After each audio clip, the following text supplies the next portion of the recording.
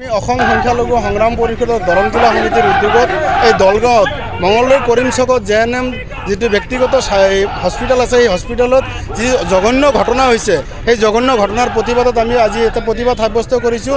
স্বাস্থ্যমন্ত্ৰীৰ পুতলিকা দাহ কৰিছোঁ, স্বাস্থ্যমন্ত্ৰী হাই ধ্বনি দিছোঁ। আজি যি আমাৰ দৰিদ্ৰ লোক তাতে চিকিৎসা হ'বলৈ যায়, যি ধৰণে মানুহ মৃত্যু হোৱাৰ পিছত সেই মৃতকৰ পৰিয়ালৰ কান্দা কাটা কৰোঁতে মৃতকৰ পৰিয়ালে তাতে ৰং ট্ৰিটমেণ্ট হৈছে। এই ৰং ট্ৰিটমেণ্টৰ কথা ক'বলৈ যাওঁতে তেওঁলোকে তালিবানী যি শাস্তি দিলে, যি ধৰণৰ ৱালত বান্ধি থৈ মাৰপিট কৰিলে, গতিকে সেই মাৰপিটৰ কাৰণে আজি দুদিন উকলি গ'ল। এতিয়ালৈকে জিলা প্ৰশাসনক আমি মেমৰ নাম দিছোঁ, আমি আৰক্ষী অধীক্ষক মহোদয়ক লগ ধৰিছোঁ। এতিয়ালৈকে সেই তালিবানী শাস্তি দিয়া সেই গুণ্ডাকেইটাক এতিয়ালৈকে এৰেষ্ট কৰা নাই, এতিয়ালৈকে তেওঁলোকৰ বিৰুদ্ধে কোনো ব্যৱস্থা হোৱা নাই।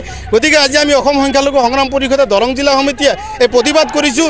অতি শীঘ্ৰেই অহাকালিৰ ভিতৰত যদি সেই কালপিটকেইটা এৰেষ্ট নহয়, ইয়াতকৈ অধিক ভয়ানক আৰু গণতান্ত্ৰিক আন্দোলন আমি গঢ়ি তুলিবলৈ বাধ্য হ'ম। যোৱাকালি আপোনালোকে সকলোৱে গম পাইছে যে মংগলদৈৰ কৰিম চকস্থিত এখন ব্যক্তিগত খণ্ডৰ স্বাস্থ্যালয়ত যি জঘন্য কাণ্ড হৈছে ইতিমধ্যে সকলোৱে গম পাইছে।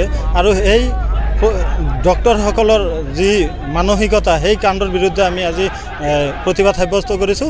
লগতে আমি স্বাস্থ্যমন্ত্ৰী আৰু এই হস্পিটেল কৰ্তৃপক্ষৰ